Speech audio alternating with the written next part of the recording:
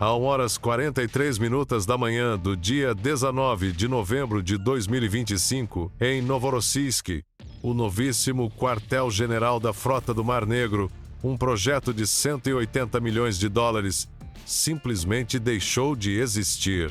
3 mísseis ucranianos Neptune transformaram o prédio de 7 andares em uma cratera fumegante, cegando instantaneamente toda a frota do sul da Rússia.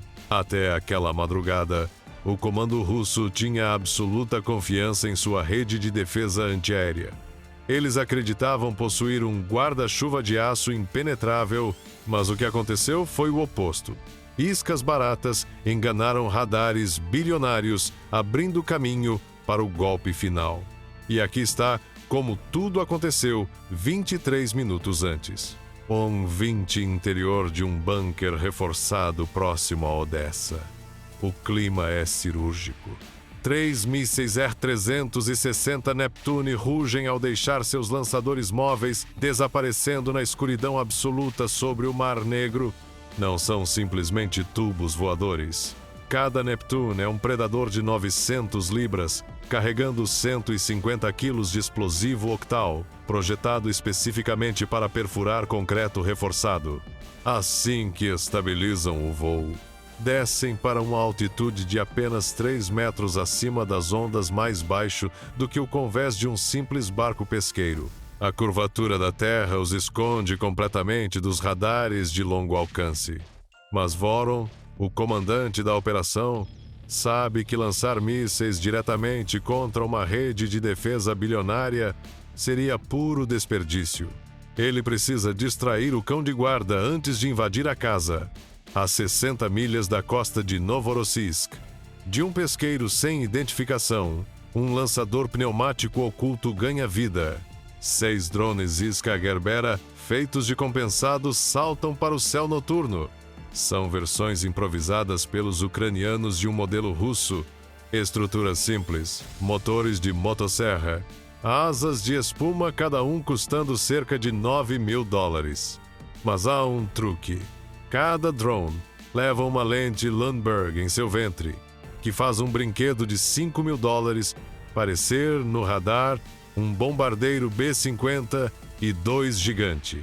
Para os operadores do radar Podletcom em Marcotte Hill, aquela pequena peça de metal distorce a física e transforma um alvo minúsculo em um monstro aéreo. O timing é perfeito até o último milissegundo. As iscas são a equipe de sprint. Chegarão 90 segundos antes dos Neptunes.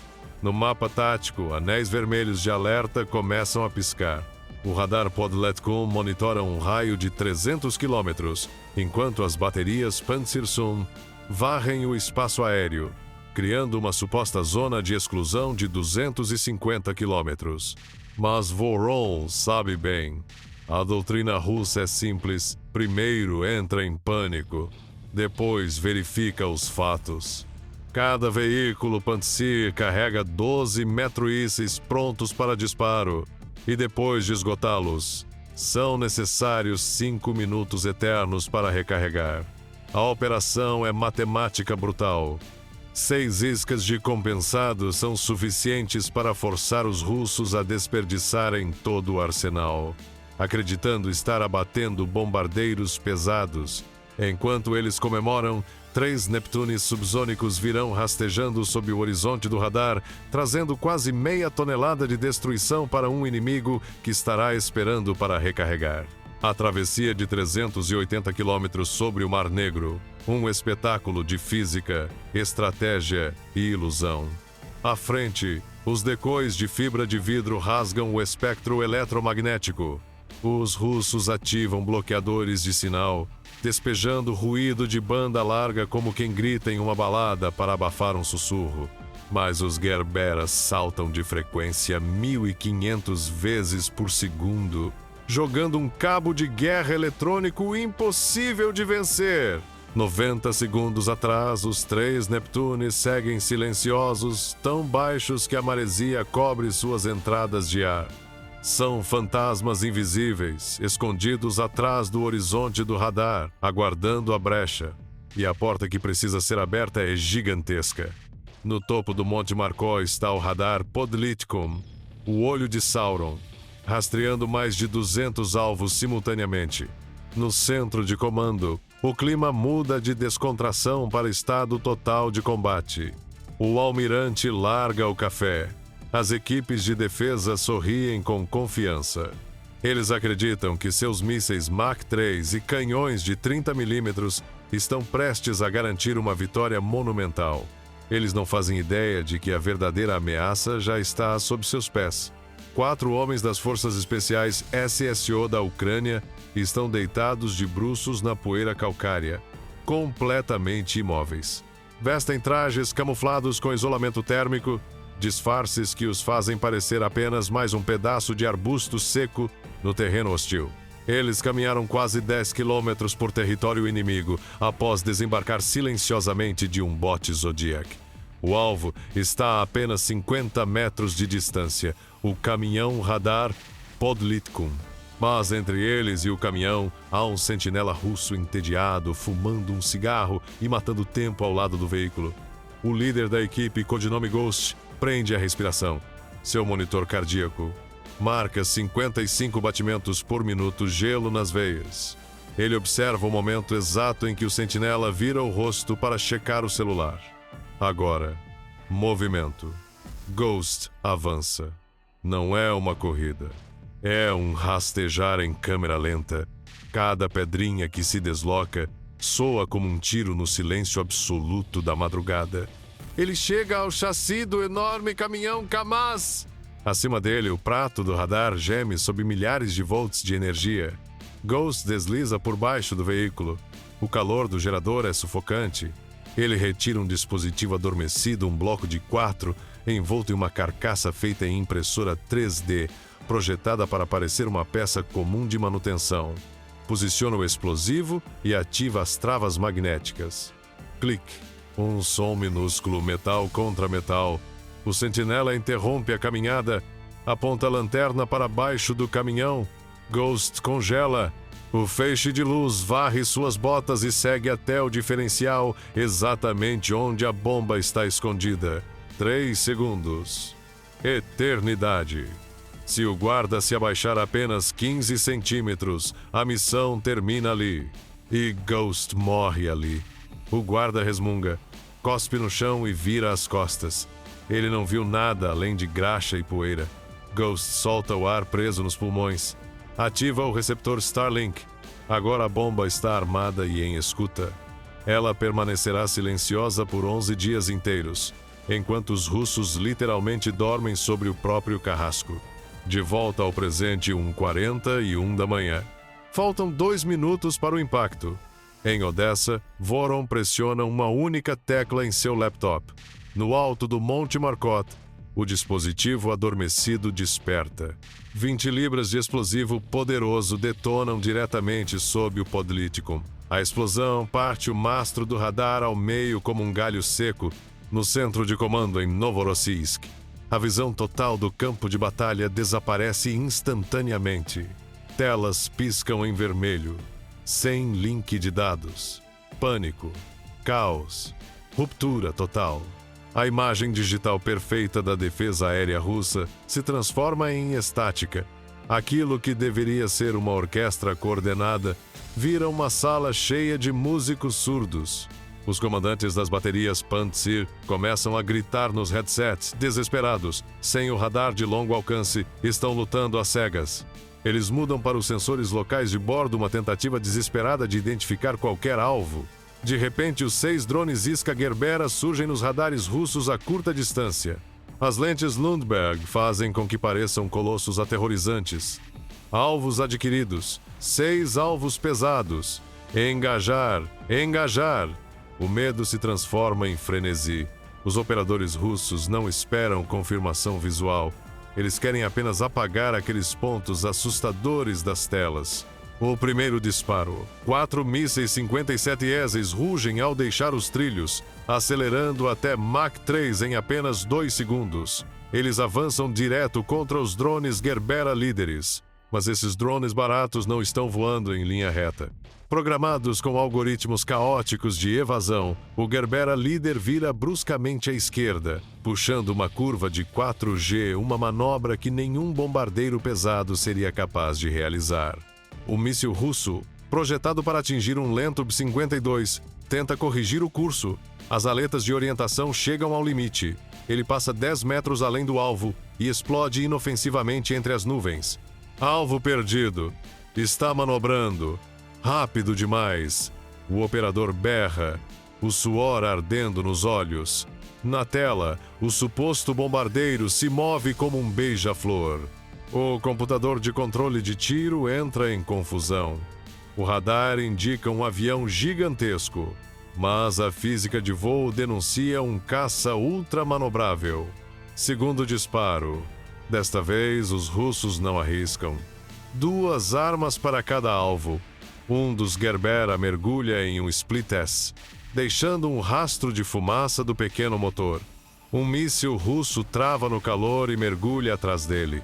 A 150 metros do solo, a espoleta de proximidade detona. A onda de choque rasga as asas de fibra de vidro. O drone se desfaz em fragmentos de plástico e fios. Alvo 2 abatido. Mas ainda restam 5 e eles invadem o espaço aéreo como um enxame descontrolado. Outro Gerbera executa uma manobra em saca-rolhas, atraindo o fogo dos canhões automáticos de 30 mm. As rajadas de traçantes costuram o céu, cortando o ar onde o drone estava 1 milésimo de segundo antes. Os operadores russos socam os consoles, atirando às cegas contra fantasmas digitais. É preciso um terceiro e último lançamento, toda a munição restante, para finalmente atingir os drones sobreviventes. O céu explode em 5 bolas de fogo simultâneas, alimentadas pela gasolina dos pequenos motores. Alvos destruídos, área limpa. Conseguimos! Um jovem tenente comemora, a voz trêmula de adrenalina. Ele bate palmas com os operadores, vibrando de alívio. Eles acreditam ter acabado de repelir um esquadrão de bombardeiros pesados. Eles se acham heróis. Mas então, a fumaça se dissipa. O radar completa uma varredura completa. O céu está vazio. E o contador de munição no console revela uma verdade aterrorizante. Pisca uma única palavra em cirílico: vazio. A grua de recarga está parada a 500 metros de distância. A equipe precisa de 5 minutos para recarregar o sistema. O tenente grita para alternar para os canhões automáticos gêmeos de 30 mm, a última linha de defesa. Mas o ar agora está carregado de fumaça e destroços metálicos, pedaços de alumínio dos drones destruídos caindo como chuva. O excesso de resíduos cega os sensores ópticos, sem o radar principal para guiá-los através do caos. Os canhões tornam-se inúteis. E exatamente nesse momento, voando a apenas 3 metros de altitude, logo acima do muro do porto, os 3 mísseis Neptune surgem. O sorriso do tenente desaparece. Ele encara o monitor óptico em completo horror. 3 silhuetas subsônicas, letais e aerodinâmicas avançam em direção ao quartel-general a quase 1000 km/h. Ele esmurra o botão de disparo. Nada acontece. Um vazio gélido toma conta do estômago. Ele percebe, tarde demais, que foi enganado do começo ao fim. A sofisticada máquina de guerra russa acabou de desperdiçar toda a munição em US. 54 mil de madeira compensada ucraniana, deixando a porta escancarada para os verdadeiros assassinos. Com as defesas russas batendo em câmaras vazias, começa o ato final. Os 3 Neptunes atravessam o muro do porto. Faltam agora apenas 8 segundos para o impacto. O primeiro míssil, codinome Alpha, sobe levemente para desviar das árvores ao redor. Seu buscador infravermelho entra em ação, varrendo o perfil térmico do alvo. O quartel-general de US, 180 milhões, brilha como uma tocha branca contra o frio da madrugada. O sistema trava na assinatura térmica da sala de servidores. No 7º andar, o cérebro de toda a frota. Dentro do edifício, o almirante ouve o estrondo distante dos mísseis de defesa. Ele acredita ser o som da vitória. Toma mais um gole de café. Às 1h43, Alpha atinge o canto nordeste do 7º andar. A ogiva de 150 kg de explosivo octal não detona no impacto, seria amadorismo. O fusível com atraso permite que o míssil perfure a parede externa, atravesse o concreto reforçado e alcance o centro da sala de conferências. Só então ele explode. A detonação gera o efeito Monroe, um jato concentrado de gás superaquecido e cobre derretido, viajando a quase 8.000 metros por segundo. Ele não apenas destrói a sala, ele vaporiza o ar. A onda expansiva se espalha, estourando todas as janelas dos 3 últimos andares. A xícara do almirante se desfaz em estilhaços antes mesmo do som alcançar seus ouvidos. Mas Alpha foi apenas o primeiro golpe. 2 segundos depois, chega Bravo. Ele atinge o 6º andar, diretamente no centro de comando C4 e comunicação, controle, computadores e inteligência. A ogiva incendeia quilômetros de cabos de fibra óptica e os racks de servidores. O fogo não queima apenas metal. Ele destrói dados. Em 1 milissegundo, códigos criptografados, posição de navios, toda a rede nervosa digital da frota do Mar Negro simplesmente deixa de existir. E então vem Charlie. O 3º Neptune segue uma rota diferente. Ele mergulha abaixo, mirando nos joelhos estruturais do prédio. Impacta a coluna de sustentação principal, ao lado do depósito de combustível do gerador reserva. A física do impacto é catastrófica. A explosão corta o aço reforçado como espaguete cozido. O diesel se inflama, criando um efeito termobárico que suga o oxigênio dos andares inferiores. Sem sustentação, o gigantesco bloco de concreto geme. A gravidade assume o controle. O 7º andar desaba sobre o 6º. O 6º desaba sobre o 5º. É um colapso progressivo, um efeito dominó de milhares de toneladas de concreto. Em apenas 9 segundos, o orgulho da Marinha Russa, uma fortaleza construída para resistir até mesmo a uma explosão nuclear próxima, desmorona como um castelo de cartas. De seu laptop em Odessa, Voron acompanha tudo por imagens de satélite. O retângulo branco do quartel-general simplesmente desapareceu, substituído por uma mancha negra de fumaça. Ele fecha o computador. Missão cumprida. O sol nasce sobre Novorossiysk, revelando o esqueleto retorcido e fumegante do que ontem era considerado o centro de comando inquebrável da frota do Mar Negro. Mas medir esse ataque apenas em cifras e concreto é ignorar a verdadeira dimensão da catástrofe. A matemática física já é brutal o suficiente.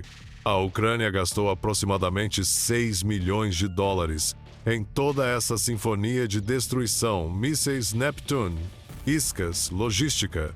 Em troca, apagou uma instalação de $180 milhões, mais 50 milhões em servidores e equipamentos de comunicação criptografada simplesmente irrecuperáveis. Mas a devastação real é invisível. Ela se espalha a partir dessa cratera como uma onda de choque, destruindo o equilíbrio estratégico da guerra.